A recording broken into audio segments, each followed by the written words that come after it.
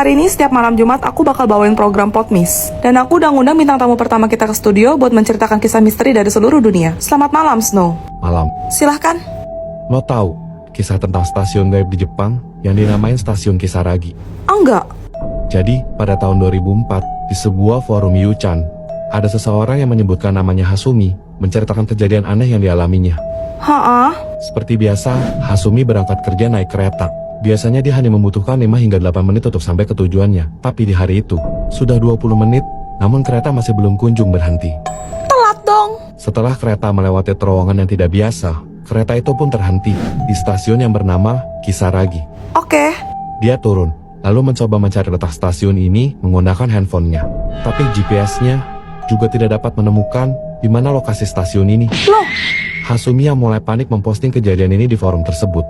Stasiun Kisaragi digambarkan sebagai tempat yang kosong, tidak ada kendaraan maupun telepon umum. Informasi mengenai stasiun sebelum dan sesudahnya juga tidak ada. waduh. Untungnya, Hasumi masih bisa menelepon kedua orang tuanya. Sayangnya, mereka juga tidak tahu di mana stasiun Kisaragi ini. Terus? Akhirnya Hasumi memutuskan untuk berjalan kaki, menelusuri rel berbalik melewati terowongan tadi. Tapi, dia tidak pernah kembali lagi setelah kejadian itu. Jadi Hasumi hilang sampai sekarang? Kok bisa sih? Bentar. Jangan-jangan terowongan itu... Pelajaran kita sudah selesai? Oh iya, kalian bukannya ada persiapan untuk prom night? Iya, Bu. Nanti aku bakal dansa sama Pangeran Snow kayak Cinderella. Ada. Kamu tahu nggak? Aslinya, Cinderella tidak baik hati, seperti yang dikisahkan dalam dongeng. Nah loh, Ada ratusan versi mengenai cerita Cinderella. Tapi yang ditulis Brother Grimm, berjudul Ashem Tale atau Gadis Abu, adalah yang paling mengerikan. Kenapa, Bu? Sebenarnya, ayah Cinderella tidak meninggal, tapi bahkan dia tidak membela Cinderella saat ia disiksa ibu dan kakak-kakak tirinya. suami takut istri. Utusan kerajaan pun mengumumkan kalau pangeran akan mengadakan pesta dasu sebanyak 3 kali demi mencari permaisuri. Terus? Lalu sosok ibu peri tidak pernah ada. Melainkan pohon ajaiblah yang membantu Cinderella dengan memberikan 3 buah gaun lengkap beserta sepatunya untuk ia pakai ke istana. Seperti yang kita tahu, Cinderella harus pulang sebelum jam 12 malam, kalau tidak sihirnya akan menghilang. Jadi pangeran berusaha keras untuk menangkap Cinderella dengan berbagai cara, mulai dari memberikan jejak lumpur sampai meletakkan semen aspal. Tapi walaupun Cinderella terjebak, ia mengalahkan 11 sepatunya dan tetap berhasil kabur. Iya. Berbekal sepatu itulah, pangeran mencari keberadaan Cinderella dengan mencocokkan pada seluruh kaki perempuan yang ada di negerinya. Ribet ya. Saat rombongan pangeran sampai ke rumah Cinderella, ternyata ibu tirinya yang licik sudah memerintahkan putri pertamanya untuk memotong jari kakinya, sedangkan putri kedua untuk memotong tumitnya, supaya ukuran kaki mereka bisa pas dan masuk ke dalam sepatu. Cinderella yang melihat kecurangan itu, lalu mengeluarkan pasangan sepatunya yang lain. Pangeran pun sontak mengenali Cinderella, dan memutuskan untuk menjadikan Cinderella sebagai istri. Bagus dong. Tapi tiba-tiba datang sekumpulan merpati, yang mematuk mata kedua kakak tirinya hingga mereka buta. Kemudian Cinderella mengajukan syarat pada pangeran untuk menghabisi ibu tirinya di hari pernikahan mereka. Astaga, kok ceritanya jadi gelap banget? Guys, yang mau lihat dino canggih bisa ke meja aku ya. Guys, kalian yang penasaran sama helikopter aku ini bisa mampir ke meja aku ya. Dih, karena dino lah, tim dino, like. Jelas helikopter dong. Ya udah, kita buktiin aja. Kamu punya serutan nggak? Hah, serutan. Aku juga punya. Lo tahu nggak? Di bagian atas mulutnya ini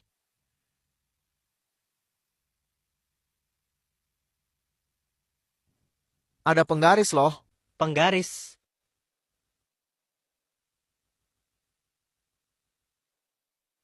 Kayak gini maksud lo? Pasti pada kaget deh, soalnya jarang ada yang tahu kalau ekor dinosaurus ini sebenarnya pensil. Kamu pikir kamu doang yang punya kejutan? Gue belum kasih lihat senjata rahasia gue aja. Coba liatin di perutnya. Kalau gue cabut,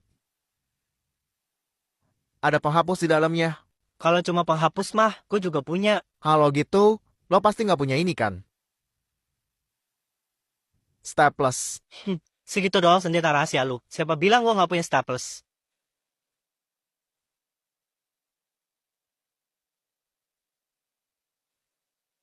Hah, Kalau ini lo punya nggak? Gunting. kalian tim dino? Atau tim helikopter? Komen. Lihat, Celo dikasih kotak pensil. Katanya ini bikinan mama loh. Hah, gitu aja bangga. Nih lihat, kotak pensil koko baru nyampe. Lebih canggih daripada punya kamu loh. Iwi bilang bos. Nggak percaya. Nih kok kasih lihat. Ini kotak pensil anak sultan tapi harganya nggak mahal guys. Aku beli yang warna hijau, gambarnya dinosaurus gitu guys. Ya secara aku emang suka sih sama dinosaurus. Di kotak pensil ini banyak tombolnya. Kalau kita pencet yang ini keluar gunting guys. Terus kalau tombol yang ini keluar rautan pensil gitu guys. Tombol ini buat laci penghapus. Dan yang terakhir tombol ini buat lem isolasi. Tuh. Ini agak susah diambilnya sih guys, tapi di dalam sini tuh ternyata ada penggarisnya. Lumayan banget tuh soalnya panjangnya tuh 18 cm. Kalau dibuka, kita bisa taruh pensil dan ada jadwal mata pelajarannya juga. Sumpah aku suka banget sih, soalnya banyak fungsi dalam satu barang, nggak ribet. Di sisi belakangnya juga bisa diisi sama pensil atau pen lain loh. Gimana? Keren kan? Terus aku harus bilang wow gitu. Lah, Anda ada ini bisa aku giveaway. Guys, bagusan kotak pensil siapa? Komen. Guys, lihat, hari ini aku mau ngisi kotak pensil aku. Yang suka Dino, like. Ya, walaupun pada kodratnya sebagai cowok kita selalu pinjam alat tulis ke cewek. Cuma ya setahun sekali kita harus modal lah ya. Snow, lo udah beli belum kotak pensil? Udah.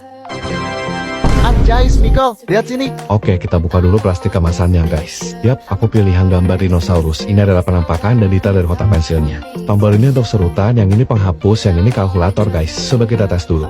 Oke, benar. Tombol ini biar kita gampang ambil pennya walaupun kotak pensilnya dalam keadaan tertutup. Bagian belakangnya kayak gini guys. Ada jadwal mata pelajaran sama name tag. Sekarang kita tes serutannya tajam atau enggak. Ternyata tajam guys. Lanjut aku mau isi kotak pensil aku. Ini tuh tinggal diklik aja. Nanti dia bakal menyesuaikan dan lanjut ke itu. Oh iya, hampir lupa. Ini aku mau isi dulu pensil mekanik aku. Kalian lebih suka pakai pensil mekanik atau pensil kayu guys? Oke, beres. Mari kita cek. Sip. Terus kalau untuk penghapus aku biasa pilih warna hitam supaya nggak kelihatan kotor. Kita taruh di laci yang ini guys. Di bagian belakang aku cuma mau taruh isi pensil guys. Jadi gimana? Kalian lebih suka punya aku yang unyu Atau punya aku?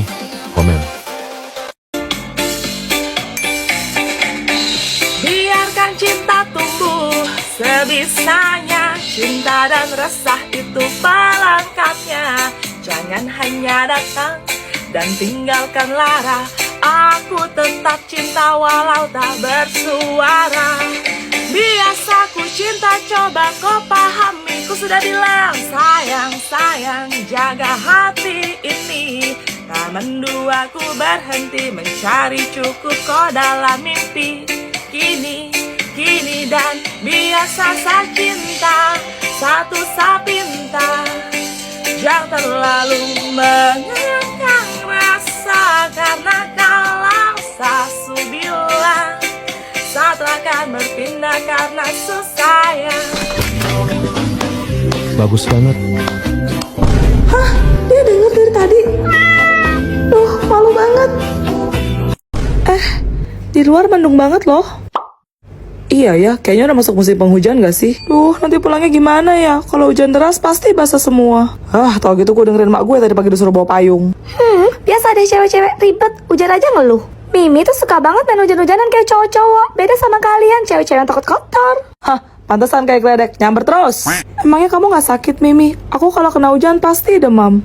Juliet, gak usah sok-sok pura-pura lemah deh kamu. Buat apa sih cari perhatian ke cowok-cowok ya? Biar cowok-cowok pada bilang, kasihan Juliet sakit gitu. Lebih banget sih kamu, orang cuma kena air hujan doang. Hazel mau buru-buru, udah ya, jangan sampai lu kecekokin air cuka. Sabar Tima, sabar. Bareng aku aja Juliet, aku bawa mobil kok. Snow, oh iya, gue nebeng juga ya Snow. Oke, kalau gitu pokoknya nanti Mimi harus duduk di depan, di sebelah Snow. Karena Mimi tuh suka pusing, mabok gitu, please. Soalnya kalau hujan tuh becek, gak ada ojek. Emangnya kamu tega, Snow? Lihat Mimi yang lemah lembut ini jatuh sakit. Lu malah lembut sebangsa silumannya. Bentar, lu bawa Porsche ya Snow? Elah, cuma 2 kursi doang kiri kanan. Gue duduk di mana bagasi? Gue udah suruh supir buat jemput Latifah. Dan cuma Juliet yang boleh duduk di samping gue. Mimi siapa? Jajan. Bukannya itu mobil papa ya? Kok parkir di semak-semak gitu sih? Yuk, aman kok di sini sayang. Nakal, kamu gak sabaran banget sih? Itu kan Tante Hazel. Ngapain mereka? Mencurigakan. Celo ngintip. Celo harus cepat pulang kasih tahu mama. Mama, tadi Celo lihat papa parkir mobil di cemak-cemak sana. Berduaan sama Tante Hazel tetangga kita itu loh, Ma. Apa? Ternyata dia. Stop Celo. Sekarang kamu simpen cerita kamu. Tunggu papa kamu sampai rumah. Baru kamu sambung cerita kamu tadi, oke? Siap, Mama. Papa pulang. Celo, tadi kamu lihat apa waktu kamu jajan ke warung, nak? Celo lihat papa parkir mobilnya di semak-semak belakang kompleks itu, Ma. Gawat. Lanjutin, Celo. Di dalam mobil, papa cuma berduaan sama Tante Hazel tetangga kita itu loh, Ma. Terus, Mateng, abis dah gua. mungkin AC mobil papa rusak kali ya, Ma. Soalnya mereka berdua kayak kepanasan sampai lepas baju gitu. Ngapain mereka? Terus mereka berdua main kuda-kudaan. Percis kayak Mama sama Om Flos waktu papa lagi pergi perjalanan bisnis ke Hong Kong seminggu yang lalu itu loh, Ma. Halo, Ma. Apa?